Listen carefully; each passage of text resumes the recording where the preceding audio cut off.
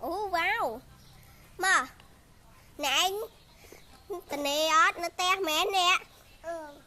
Ồ nó te hả? Chân nè anh tự đa lên quạt bỏ bảy bớt đi. Lên chờ. Ý tao lên từ mất nè. Nhưng mà bùa này anh tới á. Ớt từ mất. Ớt từ từ. Sờ bái nó nè. Nè à sờ bái nè. Nè. Nhưng trong tay nè anh tới đây nè. Từ ớt nè. Ớt tê mới. Từ ớt. Ớt tê. Nè bỏ bảy bớt sờ bái trong quắp này anh ở trong từ. Để ớt từ tí đó.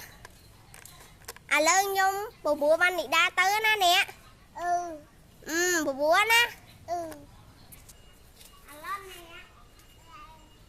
Hai nhà anh là làm đâu. Nè té. Hai cho nè anh tự bao bảy bên rồi. Tới rồi. Chẳng một xe chân.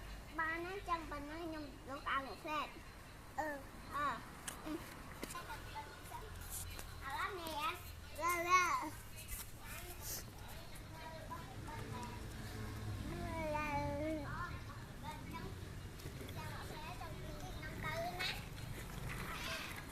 Alo nè. Alo nè ca. Alo nè ca.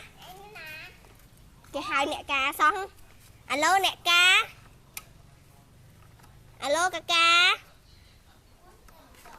Alo nè. Nè anh bỏ bảy bên mẹn. Nè anh đô ca ăn nè. Đôi du à? Đôi du ơi. Nhóm tầm đô mấy nhắc nè. Du mất nè. Cho nè anh có bông thơ ấy nhắc nè. Bông ca ăn mẹn. Cho nè anh. Nè anh chi tư. Ý nè. Nè anh không vay lơ mất. Mới nhung vay nè anh mùi. Mà vay với mặt.